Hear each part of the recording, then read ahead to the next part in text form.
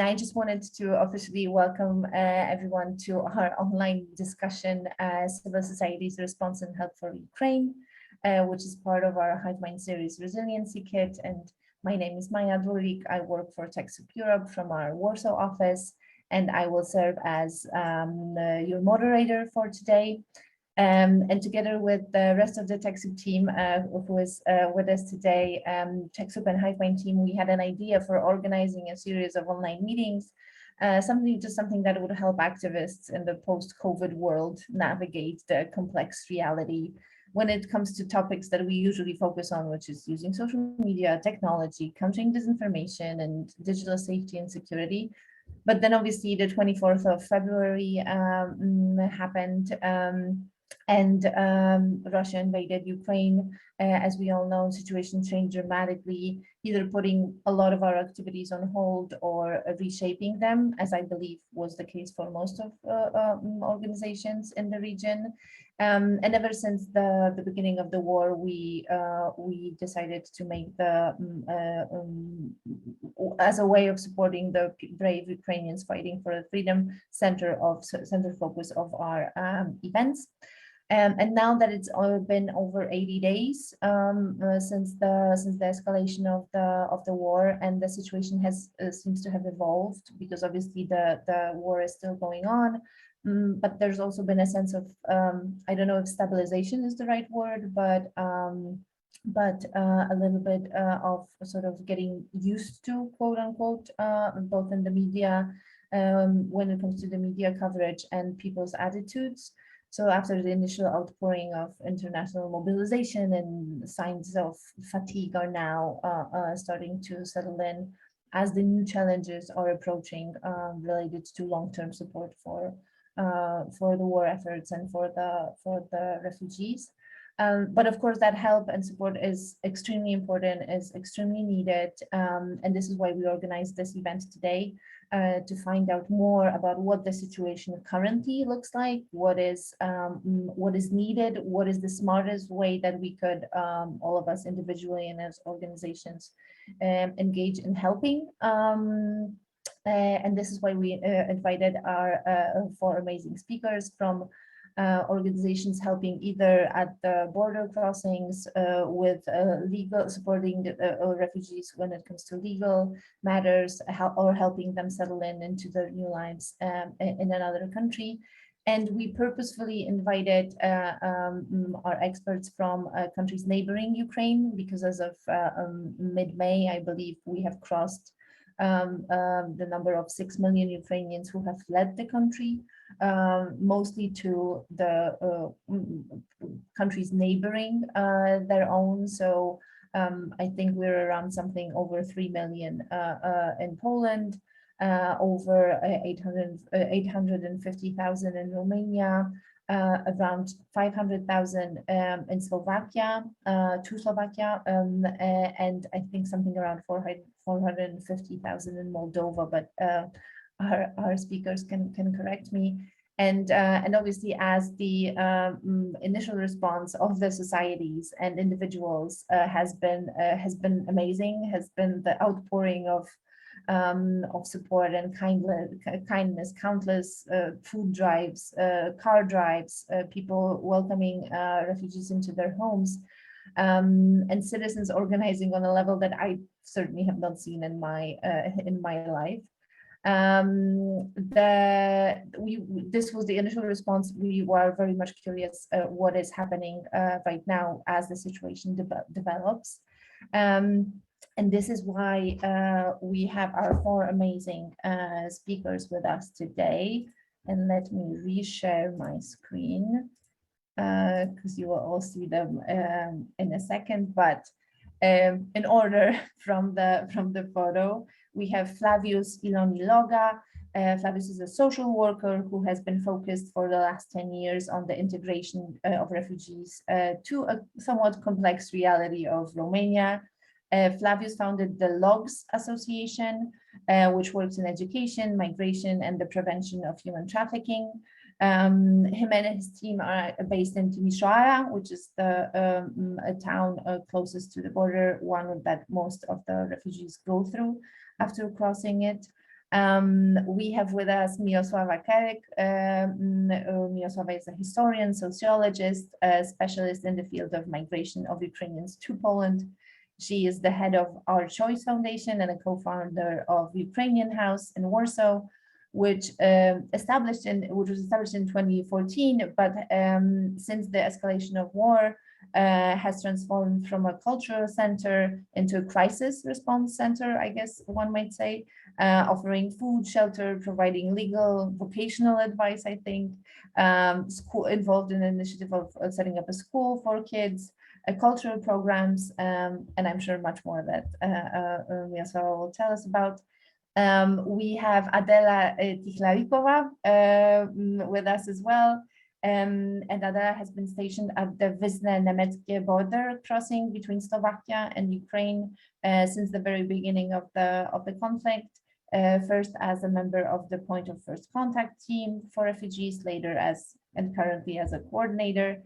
And Adela works for Marina organization, a Slovak NGO that provides guidance and support to refugees, people in need of international protection, and foreigners living in the country.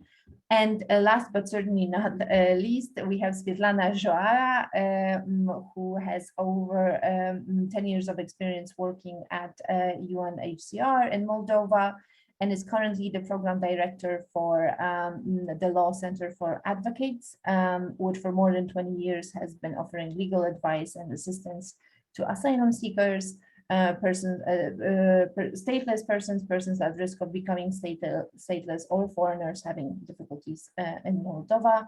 And obviously since February has been working with Ukrainians fleeing their country for safety and their lives.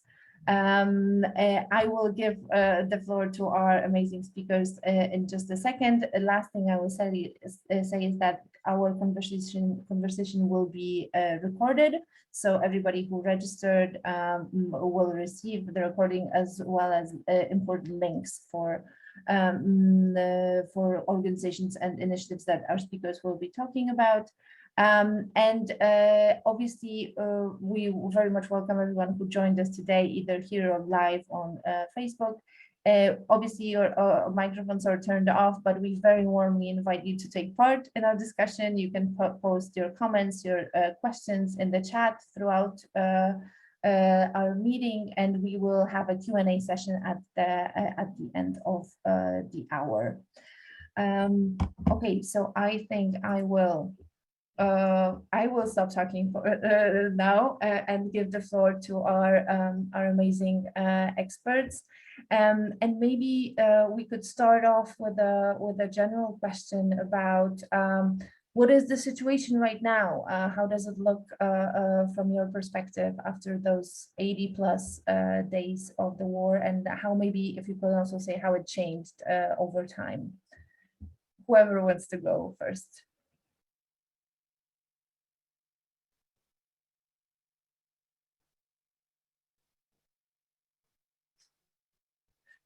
Not everyone at once. Maybe Flavius, you're the first one on the graphic. You can go first.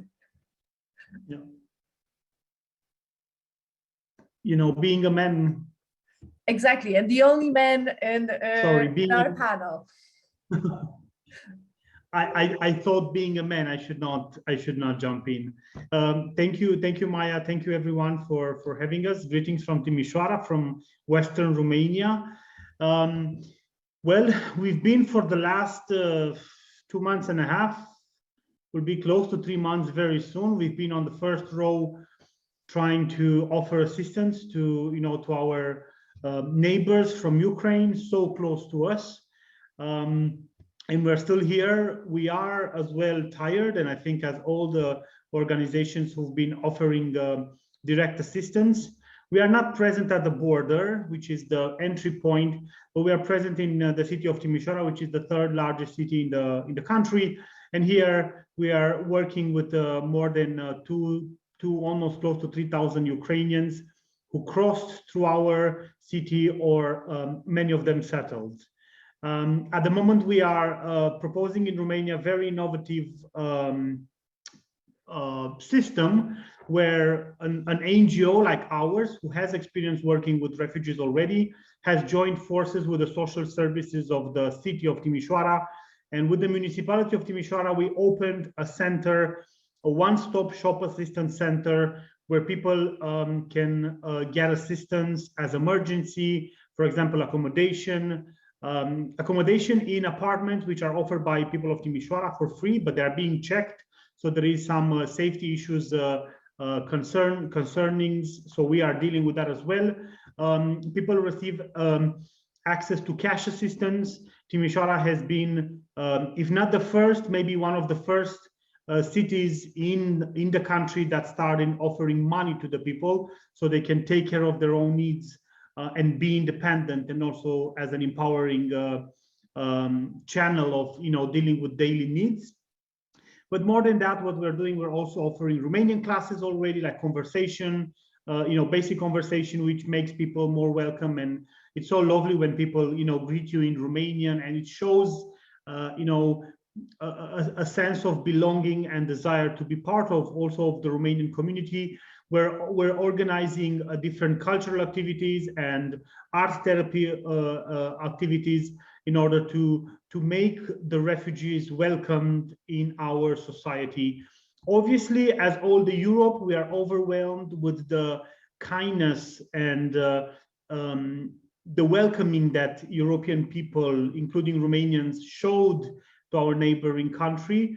And we are celebrating that the word refugee is being treated with such a positive manner. It's an amazing opportunity also to better understand that despite the terrible things that are happening in Ukraine, there is still kindness in people, and people are still responding with kindness for refugees. So there is no good side of this, but maybe that's something that for us in the first line, it gives us a strong feeling of it's not happiness, obviously, but it's some contempt. We're thankful that people are so open and they want to help. Wonderful. Thank you for those initial remarks. Who wants to go next? Adela, maybe story from, not story, but an account, first-hand account from what is going on at the border, at the Slovak-Ukrainian border. Thank you, Maya. Thanks a lot. And also thank you, Flavius. It was very interesting to hear what you had to say. I took notes of very interesting points you brought. In Slovakia, as Maya mentioned at the introduction in the beginning, our organizations, me and my colleagues, we serve as team of first contact for refugees directly at the border crossing called 𝐻𝐴-Nemecké. It is the largest border crossing in Slovakia, but we only have three border crossings, so not a big competition. But the situation, it has changed a lot since the beginning of the war. At the beginning, we had like 10 to 15,000 people coming every day through 𝐻𝐴-Nemecké, and we were not prepared at all. The border crossing, it used to be only for people crossing the border on car, and it changed to border crossing on foot also, and it was very messy place and very chaotic. And the beginning was hard because people coming from Ukraine during those first few days, they were shocked, obviously. They were confused.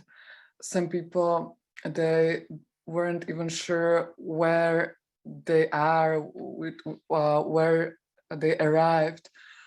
So we tried to be some kind of calming element to inform them about their options of legal stay, either in Slovakia or in the EU.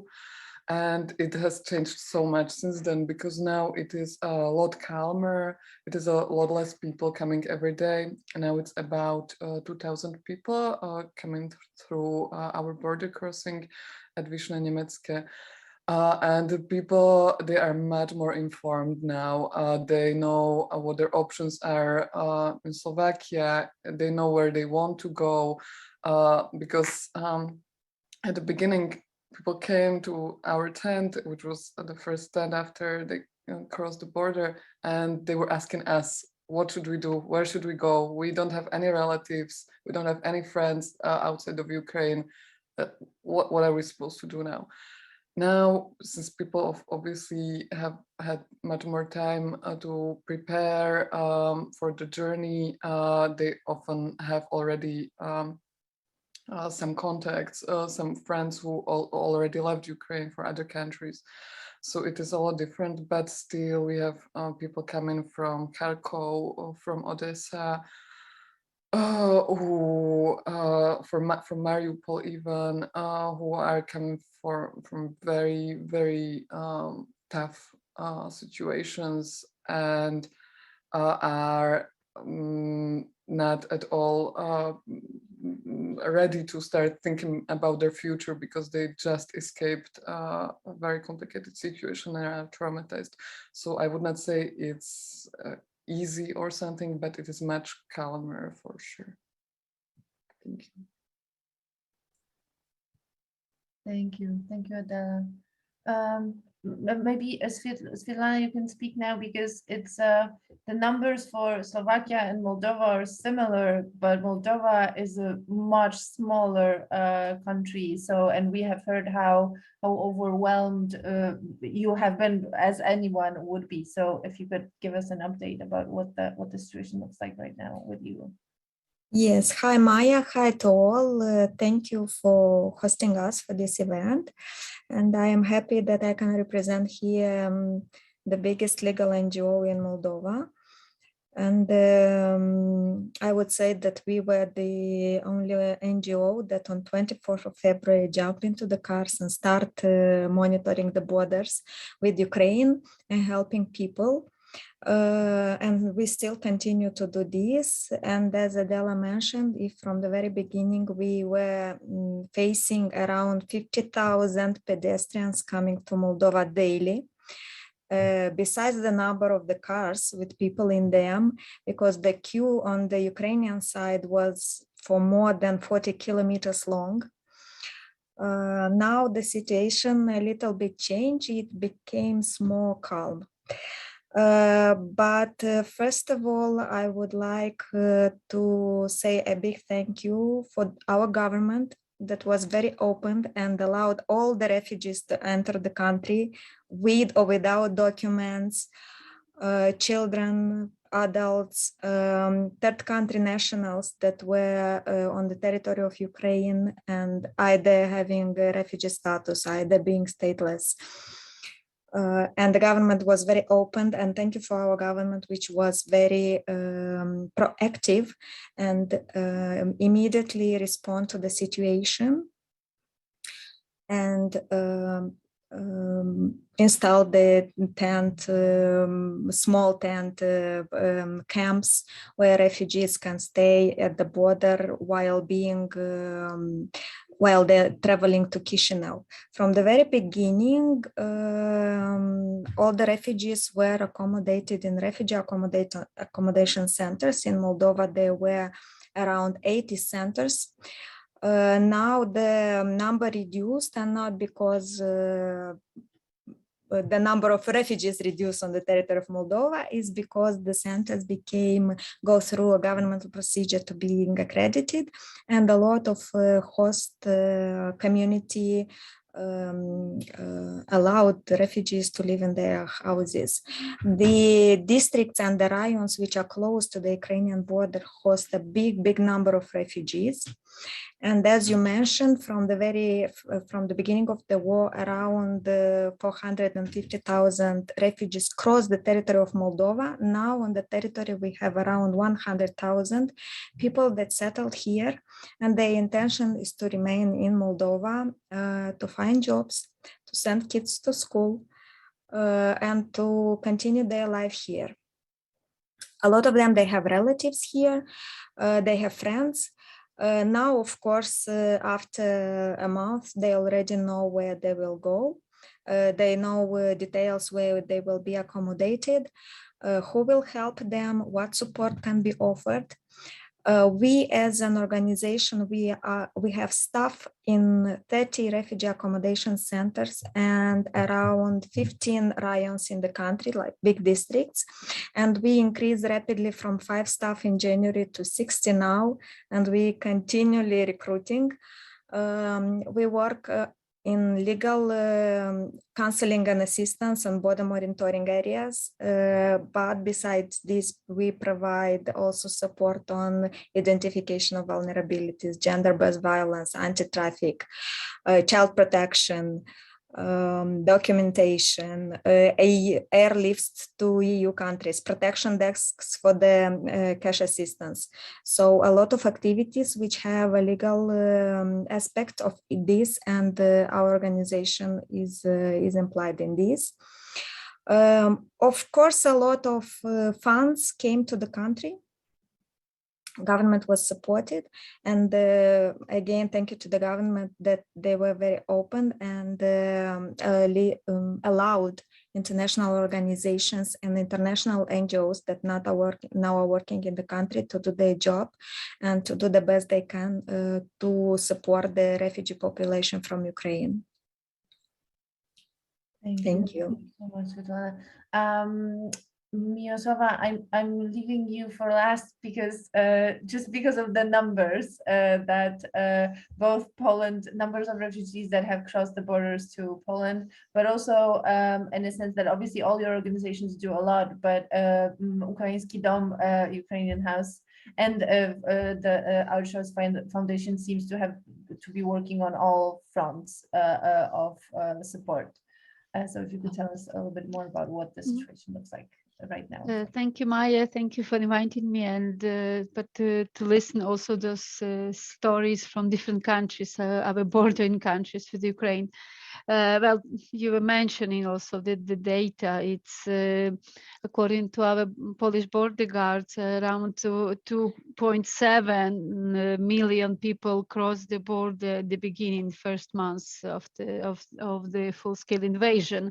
So this is a tremendous amount of people who came in such a short period of time to the country. So it's no country is prepared to such an influx of people. So in Poland, actually the society and civic organization became those who first jumped to help. And thanks to hospitality of ordinary people like Poles, we actually managed to host people. The Ukrainian refugees are living in the private homes. They are not accommodated in the big refugee centers. So this is everything due to the hospitality of people. So far, they are still living in the private houses. And we as an organization, maybe still above the data. So now, after first 3 weeks, when we had this jump of people who are fleeing, also as you mentioned in Moldova, 40 kilometers of lines. We had also here in Polish border, there were many kilometers of lines. People are walking or going by cars, and we had some days we had like 140,000 people crossing the border to the Poland in one day. So now the situation also calmed down, also due to the situation that in some cities they were liberated and people want to return. So we have around more than 1 million people return to Ukraine. And each day, if you have like recent 3 days, we have data that more people go to Ukraine than return. It's almost equal, but slight, like it's 20,000-30,000 per day of people who are crossing borders in one side. But so there's a bit increase of those who return to Ukraine.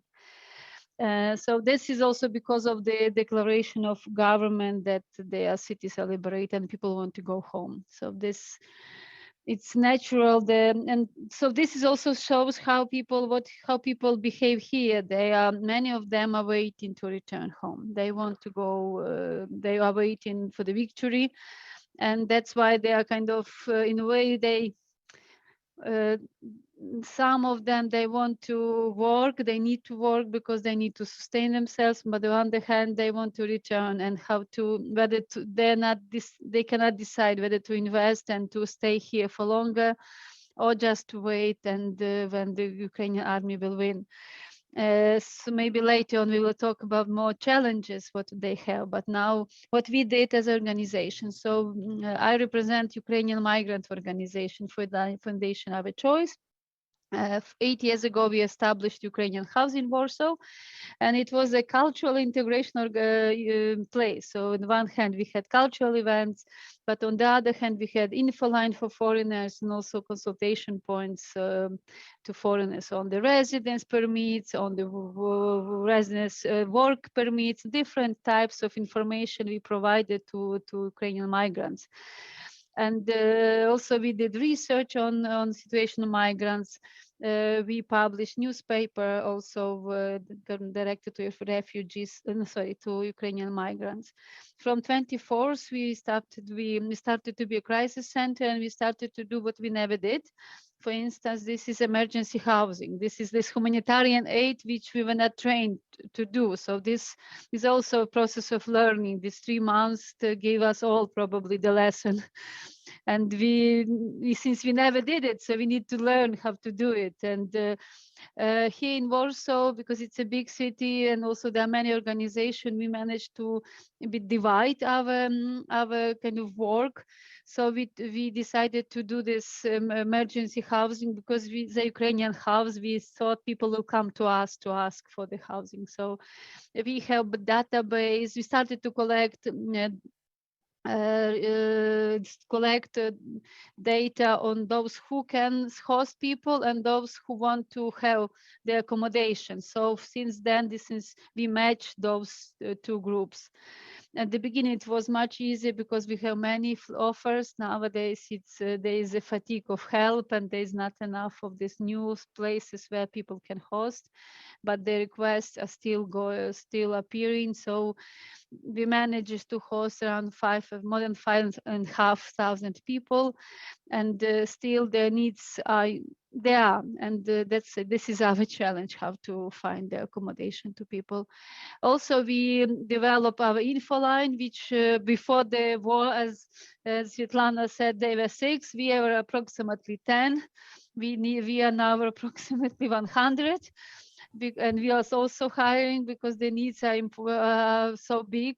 So from our info line, from 2 people, now have 24 people who work 7 days a week. So that's what we do. We offer information to refugees.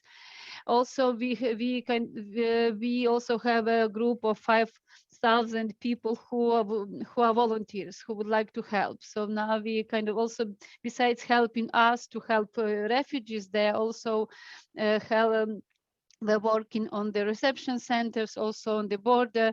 So we are kind of sharing those who registered in our database. Besides that, we opened the school. This was also in 3 weeks. We managed to do it together with other Polish organization, the Club of Catholic Intelligentsia. It's a full-scale Ukrainian school. The idea was to let children to finish the school year. So that's why it goes according to Ukrainian system.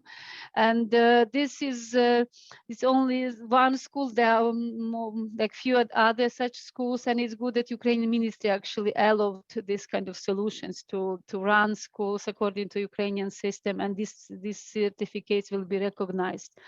So these are just few steps which we did. Also now we develop the women's clubs because we see how it is important to women to build a group of support, to help them also to survive the psychological stress, these problems they have. Also to provide them information where they can help and assistance. So this is what we now do besides those activities which I mentioned. Yes, thank you. Thank you so much for bringing that closer. And I think that maybe the next question I would have is because you started to mention the incredible sort of learning curve that all your organizations had to go through from almost day-to-day learning how to offer humanitarian aid, how to offer housing, how to cater to all those very specific needs, but also very different needs on almost every level. But so maybe that would be a good intro to a question about what are your, although the situation has calmed down a little bit, what are the biggest challenges you're facing right now? What is something that is still sort of posing difficulty for your organizations? Whoever wants to go first. I can go first, maybe. So one of the challenges now is the fact that at least Moldova is receiving refugees with special needs now, refugees that do not have savings, refugees that lost everything in Ukraine and do not know where to go. So the idea is just to flee Ukraine, and then entering a safe country, they start thinking either to remain in Moldova, go to Romania or other EU countries. So if in the very beginning we were facing refugees that were traveling by cars or having savings or financial support that they can rent an apartment or have an accommodation in a hotel, now we are receiving people coming in convoys, organized buses from the Ukrainian side, people that even do not have a bottle of water, and people that lost everything. So this is the most challenging thing now, that a little bit the needs changed and we have to rearrange or readdress our programs to meet the needs of these people. Most of them, they intend to remain on the territory of Moldova. So there should be developed some programs for them, for the integration, because they've stated already that we intend to remain here either until the war will end, but nobody knows when it will end, or if speaking about families with children, they're thinking first of all for the safety of their children, and then they decide to remain here. So this is the biggest challenge at the moment. How to address the needs of those in need. Here in Moldova, we are preparing contingency plans for the different scenarios that can happen in Ukraine, and we are expecting more refugees to come. And let's say people that will leave their homes in the last moment. People who do not have where to go, but they do not have means of transportation, and it's very difficult to help them and to support them in the first day when they flee and they arrive to the safe country. Thank you. Thank you. So both long-term and full support is in the sense of providing everything that is needed. Thank you, Svetlana. Can I follow? Yes, please. I think this, what Svetlana mentioned, is also the case here. So like the first way was those who had some savings, who knew where to go, to whom to go. They had some relatives or family, or they knew that they had relatives somewhere farther. This, like the later on, they came those from Bucha, from Irpin, from those cities which were on the heavy shelling. And they were just fleeing with what they had actually in the hand. So that's also now. We can see, especially the problematic situation is for those who are the most vulnerable. They were kind of they were vulnerable also in Ukraine. So for them it's very difficult, and also it is also met with this fatigue of helping people. There's 3 months already of helping, and this topic, it's also the problematic for hosts to sustain families whom they host, to provide provide them. Also the places, the centers of humanitarian aid there, where you can, they used to have food or some other things there. Now there is less resources there. There is less food or products there because of the kind of this 3 months of this. It's really how long people can help. It's all the time challenging in all crises. It's challenging to sustain this desire to help and long-term help. So this is one kind of problematic issue, because we don't know when it will finish, and some people don't have where to return. For those who just waiting to have peace in their city and who has flats, it's okay. But for those who don't have, whose flats were destroyed, they don't have where to return. So for them, so that's for those who will remain, or at least for now who stay in Poland or in other countries. At least in Poland, there is a need for some systematic development of systematic policy of help. Also in relation to accommodation, which I mentioned. So far, people stay in people's houses, but it's not for long. It's really difficult to ask also hosts to host for a long time. That's why I know it's difficult to develop the plan to reform the country to provide flats in short period, but somehow we needed to do it. That's the case. And Poland also, before the 24th in Poland, it was not a huge amount of flats for rent. So now the prices went up because of the influx of Ukrainians, and also because of the demand. So I think there is a need to kind of relocation of people, and providing them later on fast track of returning, because Poland is a crucial. Also, I think Slovakia or Moldova, Romania, because it's close to Ukraine, and people really want to return as soon as they can. But sometimes there is no conditions of living, and they have problems where to live, and how to feed their family, how to feed kids, or where to put kids to the school or to the kindergarten. There is no places, because we know that it's 1/3 of those who came, these are kids who need to have school, who also need to go to some kindergarten, and if women will have. For women to have time to find job and to work, she needs to have care of the kids. And unfortunately now, if they are alone, they don't have anyone to care of the kids. And there's not enough places for kids in the kindergarten or school. So these are challenges for Poland, and I think probably for all of our countries. How to at least to adapt our system, to adapt the system to bring kids to the school and allow women to work, and or to discuss to arrange with other countries this relocation, but with possibility of fast returning to their home country, to Ukraine. This is, I think, would be attractive for Ukrainian women, because otherwise they are really they're undecisive what to do. They're in this limbo. They don't know whether to go to job or to stay, to wait. Maybe next week I go to Ukraine. Maybe next week my city will be free and I can come back. These are kind of also the emotions they have. That's why they also kind of they are not deciding to invest in long-term plan. They don't have long-term plans, maybe like this. And thank you, Monica. Flavius, Adela, do you want to share your challenges? Yeah, thank you. Thank you, Flavius. I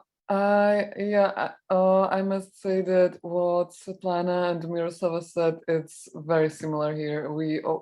I think we're facing very similar challenges, and it is not surprising, but I'm relieved to hear that even other countries are dealing with the same issues. And what I might add is that I really feel a very strong need for some kind of support system for people who have experienced trauma and who are victims of gender-based violence or other kind of violence, or other traumatizing experiences connected to what they've been through, because this system is currently lacking, and we are able to identify the people who need this kind of support, but we cannot, I think, help them enough to provide the need that they or the support that they need. And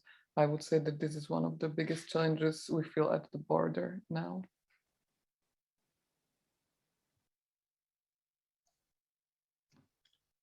I was looking in the chat. There are a lot of questions there. Interesting.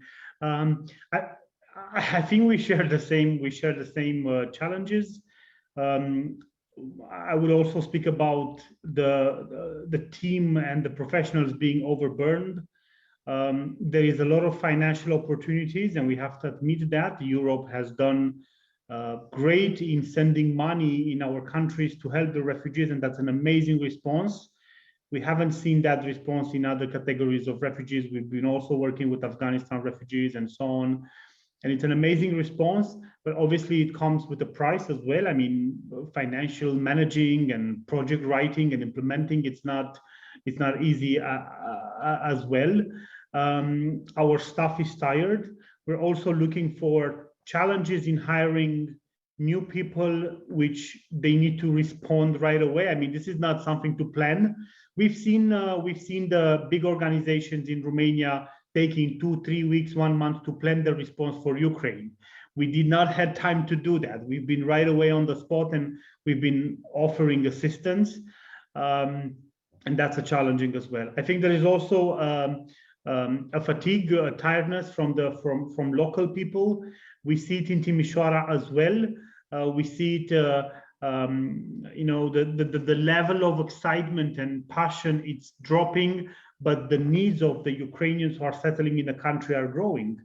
It's not just emergency needs. These people, like, you know, Adela said, they need therapy, they need group support. The children, we have to decide, will they continue to do online school in Ukraine? Are they settling here? There is so much uncertainty that it's so tiring as well for everyone.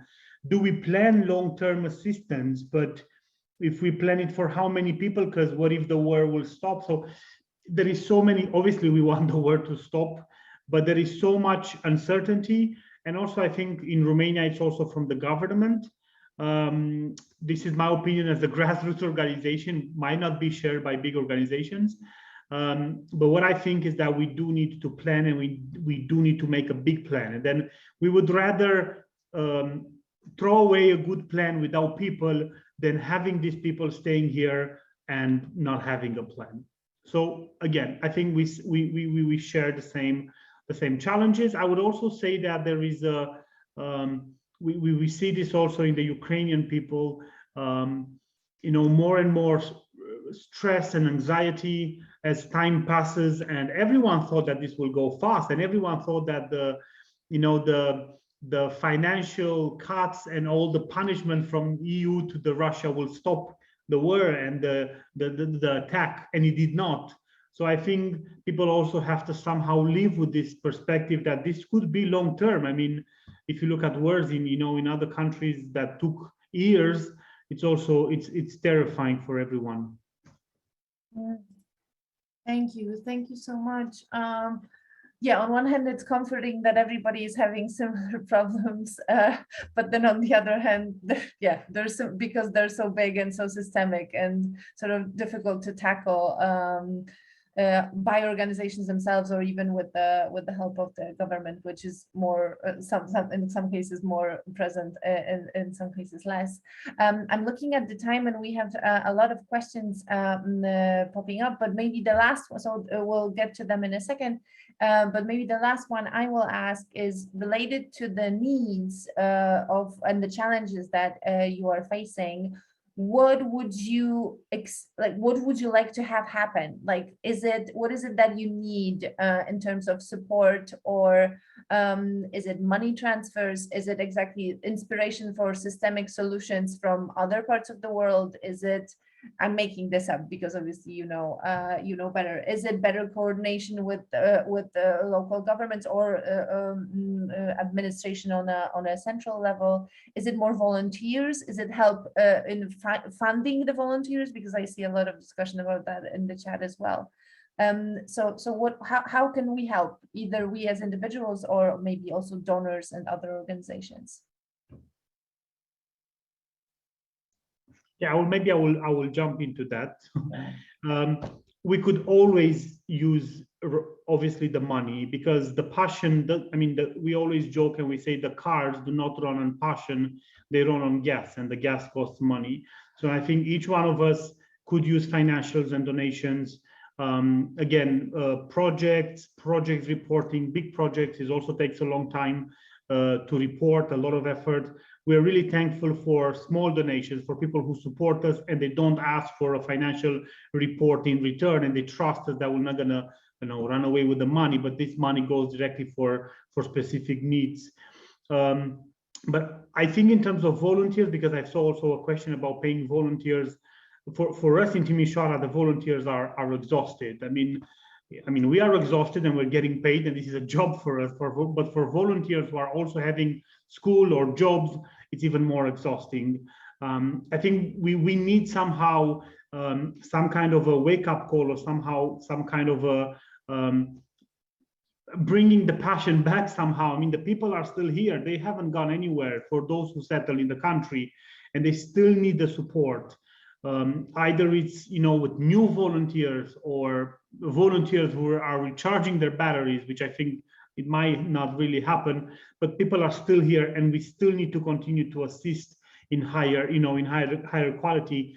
And then if the customs situation and at the borders, maybe things are, I don't know how, again, it's different in Romania, less people are coming, the border system of organizing people, it's better, it's more and more challenging for the people who stay here. And again, the fight is not done and the war is not done, and these people are here to stay. So it's so easy to welcome people for 2-3 weeks and then they have to go and then everything goes back to normal. And this is not the case. We might encounter as well, maybe some switch in the welcoming towards the refugees, as nationalist people or conservative people all over Europe might start having their voice heard louder. So I think we should also address that. So planning for long-term assistance probably should be the key, and no matter how complex that be, I think we should increase our assistance and our services rather than downsizing. That's a bit of our perspective. Thank you, Flavius. Mirosława, Adela, Svetlana? I just agree. So I think Flavius said what I actually thought to say. So I just maybe in terms of national, more systematic approach, and actually thinking strategically like the state. Because also I think this is, I know that they do some different ministries, there is something going on, but there is a lack of coordination between local and state authorities, and that's also in helping, there is a need of collaboration between also even opposite political parties. And in that sense, I think in terms of Poland, it's really crucial for local authorities and state authorities to collaborate. And that's also, it's needed because we as NGOs and also volunteers very soon, I mean, we are exhausted, but we will be much more exhausted and we will not be able to work, even being paid. Sorry for this, but it's kind of, so the state should jump in very, very radically. So that in Poland, at least in Polish case. Mm-hmm.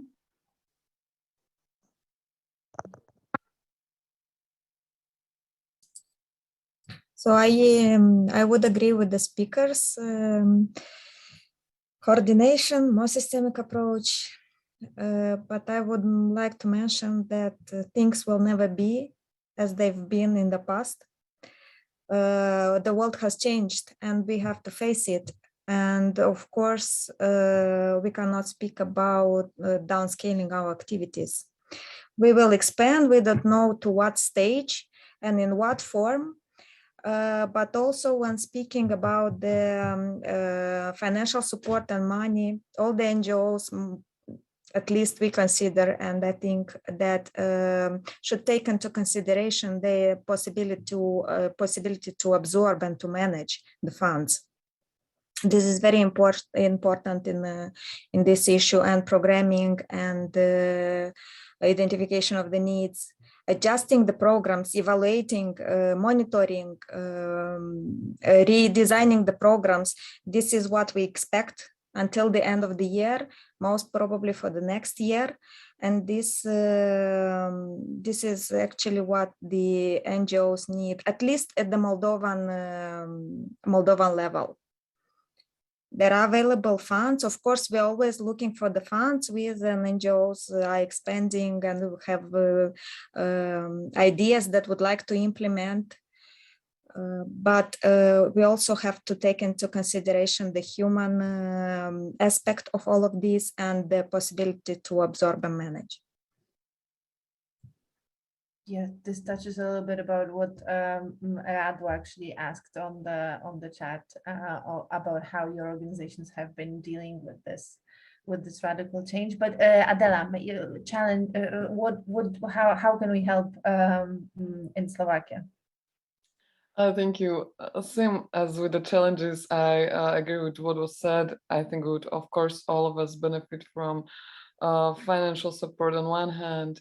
On the other hand, of course, fostering the cooperation between state and civic actors would be super helpful. But what I would like to add is that I would love to hear what works for other countries, because now I think we talk a lot about what are the challenges, what are the struggles, and it is super interesting for me to hear. But also I would love to have a platform maybe or a space to talk about the success stories, or what was maybe surprising, what worked well in other countries, and maybe inspire each other to implement new approaches which worked in Poland, Romania, or Moldova. Thank you. Thank you. Yes, I think that's very, I've heard a lot of that said from other organizations as well, but obviously all of you are saying how busy you are and how overworked, and I think it's just difficult to find time to sort of relish and like appreciate the things that you have been doing so well, because you've adjusted amazingly, and I'm sure every organization has a story like that on how they 3 months ago they did not know 70% of the things they know right now. But hopefully, yeah, the time to share those good practices and those successes and joys, because obviously I realize that joy might be not the perfect word to describe considering the context and the situation, but you are doing such amazing work, so it's also good to appreciate that and sort of take note of that. But I keep watching the time. I think we have time for like maybe 2 questions, and whoever wants to take it just can start answering. Bianca asked about the long-term needs of Ukrainian children from an educational point of view. Is it needed for them to learn the native language of the hosting country, or are there opportunities for them to continue their education in Ukrainian? I think, Miosława, you mentioned this, but I don't think it's available in many other countries. Are the schools prepared to welcome kids? I can just have maybe so Ukrainian ministry allows the situation that you can study online and to be kind of assigned to your own school and have the online schooling, so that if you finish, the kids have this education recognized. Also, it allows us to establish Ukrainian school abroad, and there are different ways to sign agreements with the local school in Ukraine or with some international school within ministry to also, and then the kids can study and they also can pass some exams or tests what are needed to finish the school year. So we actually started to run the small survey among our parents and also people with whom we help, whether there will be a need of such school next year. because it's, as we said, the situation will not finish so soon. So kids definitely need to have education, to have face-to-face education. That's because they all escaped. They really lack this contact with other kids, and to have some support, also psychological support in the schools. And for now, in our school, we have two persons who provide such support to them. And we also offer Polish courses and also like recap courses on Polish culture, history, literature, what would be needed if they will find place in the Polish system from September. So, and I think next year it's still the Ukrainian types, this kind of school will be still needed, because people like this also, they will wait whether to return, or maybe they will decide finally to stay abroad, but at least they will have schooling, they will have education, they will have Polish courses, they will be, I mean, also other languages, they will be kind of prepared to go into the Polish system then. So I think for next year, the Ukrainian schools are still valid, especially then the like Polish schools. We cannot build few hundred schools in one summer. So that's the solution could be like to have this Ukrainian one, and they formally are not schools according to Polish system, so then they can be in different places. They could be kind of a bit easier to establish them than much more easy actually to establish this kind of place where to teach kids than to establish Polish school. So I don't know how in other countries, but definitely the kids needs to go to school.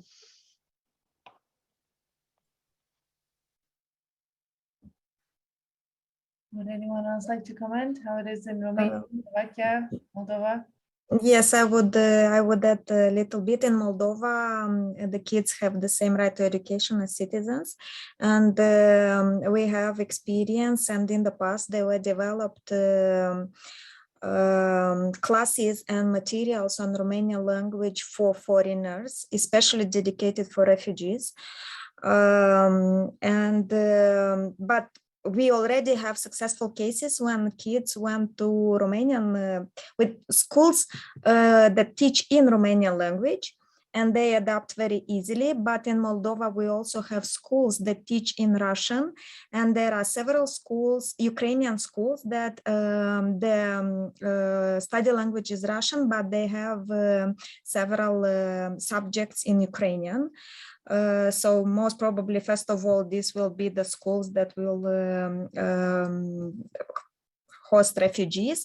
Also, there are intentions to provide job opportunities for Ukrainian teachers from schools that will be enrolled in the current Russian schools, and there will be classes, dedicated classes for Ukrainian, because from the past experience we have with the refugees, all of them are interested to learn and to keep their mother language. So this is a very important factor.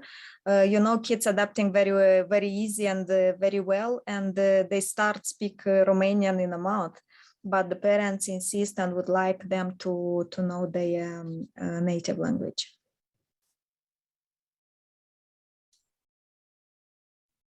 Romania has probably the same approach. Children, we are already enrolling children in Romanian schools. It's been a very easy process. They participate as, we call them attendees, like visitors, so they don't get grades and they can, you know, just learn the language. But there are also a high number of children who are still going to online school in Ukraine. Again, this uncertainty makes everyone a little bit not knowing what choices they should make. We encourage people to go to Romanian school and learn the language. On the same time, we are the same as, as Svetlana was saying, we're encouraging people to practice their culture, because that's what integration means. One of my coordinators just sent us a picture from, there are 7 refugee ladies from Ukraine preparing some kind of, on 19th of May, there is the Broderie Day, traditional costume in Ukraine. And in Timișoara, the ladies are preparing a big atelier for broderie. And also we're preparing a concert with Ukrainian and Romanian artists. So they are challenged to express their culture and welcomed to do that. but learning the language, it's also, again, a pillar of integration, even if we speak about short-term or long-term. So we're encouraging people to do that. Also, schools with Ukrainian teachers also happened in Bucharest, not in Timișoara yet. And that's also, you know, depending on the capacity that the schools have, that could also be an option. But again, keeping the both sides together, both Romanian and both national from Ukraine. Thank you. Thank you so much. I'm looking at the time and I would love for us to keep talking. But maybe just a last thing, because I think the other questions were more or less answered, or we can follow up with you later on. But then maybe let's end on a positive note. Maybe like one thing you are really proud of right now that brings you happiness and joy when you look at your work or the work that you've done for the last 3 months. Flavius, maybe the event around Wyszywanka, because I think it's called Wyszywanka, right? That is happening. Again, I have been working for 10 years with refugees. We've been working with Syrian people, with Iraqians, with Afghanistani. Obviously, has been a different response, and that has to do with many factors. And again, we're celebrating that people are so welcome to, you know, to help people in need and refugees. For us in 𝐂𝐤𝐥𝐥 has been an emotional story to see every time what impact our help is making. And because we're dealing with people who sometimes don't really speak English, we've had so many positive interactions where people will just come back and really say, you know, a heartful thank you or spasiba or mulțumesc in Romanian. And we know that the approach of kindness towards refugees, even if they're from Ukraine or from Afghanistan, should be the desired one. And we've always shared that with everyone, that refugees are refugees and we should welcome them as they have no other option. This has been, again, a very tiring process, but also very emotional and encouraging. Seeing all these good kindness acts, you know, old people coming and donating money and say, hey, I bring you like 20 euros because I know how terrible it means to leave your country and your apartment. This all makes us motivated, and knowing that it's such a big opportunity for us to show who we really are as Europe. And we really hope that this will continue. We pray, we send good wishes everywhere that people will continue to welcome people, you know, who are running from war. Again, not only from Ukraine, it could be such an amazing turning point for Europe to see that Ukrainian people, they are just the same as people from Afghanistan or from Syria, or running from, you know, also poverty or life threat situations.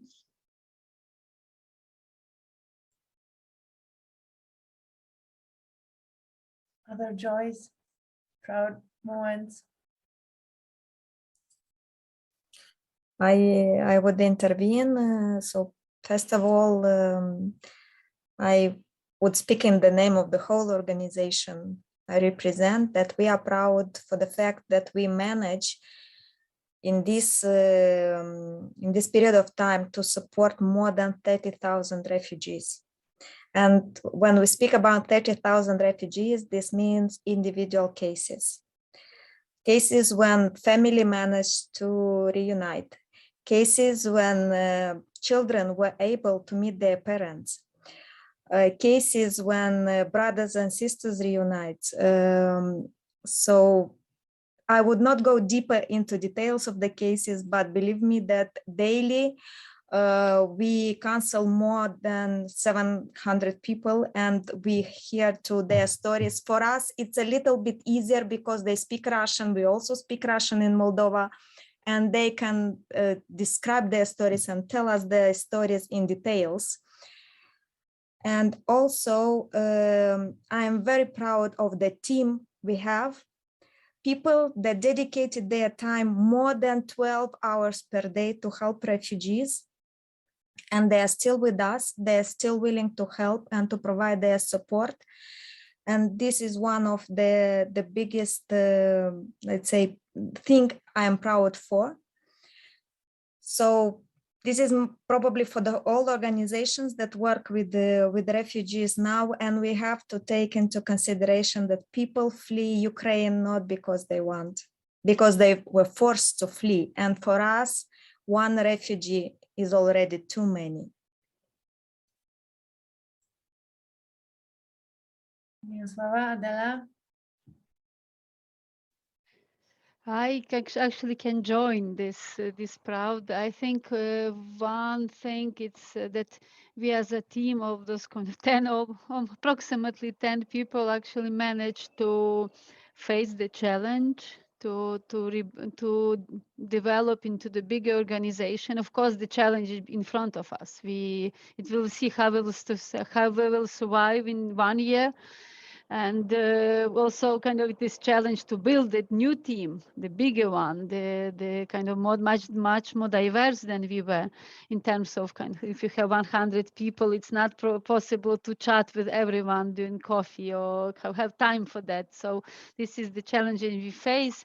But I think that we actually from small organization became managers of a big organization and creating, developing, and also this idea we had before to be a good organization providing professional help, to be empathic, and I think we manage it. So we really treat seriously cases with people come to us with different problems. And besides kind of this help via infoline when it's a quick help, we also have the people who come to us, and that we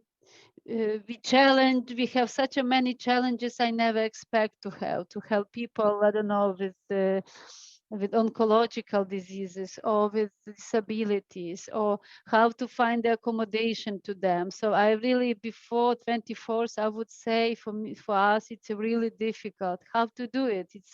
But these cases, also the empathy we have, the people who came to us as volunteers and became actually our employees, the empathy they have to help people, I really admire them, and I'm really proud of them.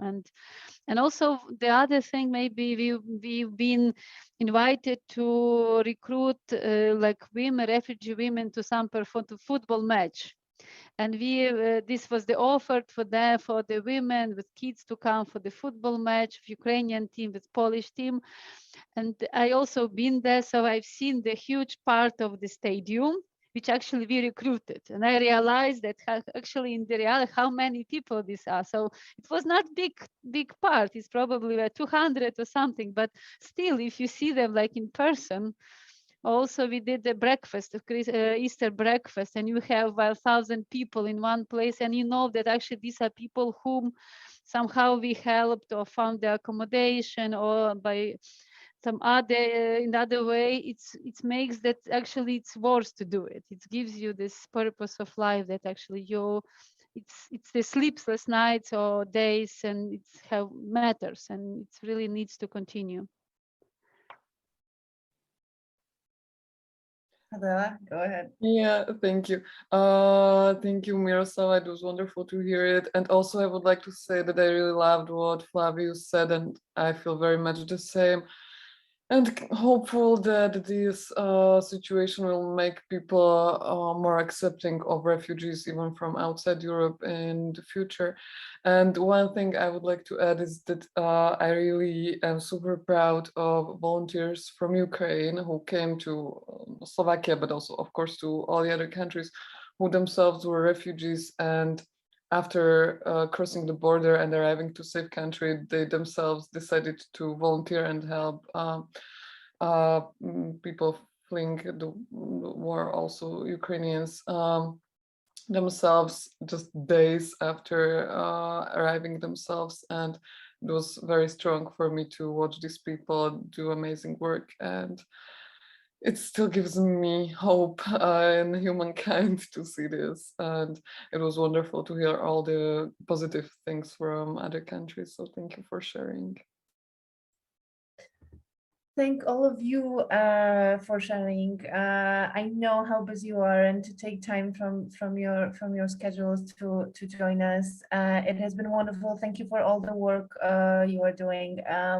Hopefully you will be able to meet face to face sometime to talk more about it. But thank you again for really for everything you do, for sharing what you do, because I think that's also how people learn more and can help more and help in a more informed way. And also, obviously, thank you for everybody who joined us, who participated, who logged in, who registered, who will be watching the recording. And like I said, we will be posting all the links and a brief summary in the thank you email that will go out tomorrow. But again, thank you also so much for what you're doing, and all the best for the months to come, because we have to prepare for this to be a marathon, as a lot of people are saying, and not a sprint. Thank you so much. Bye-bye. Bye-bye. Bye. Bye. Bye. Bye bye.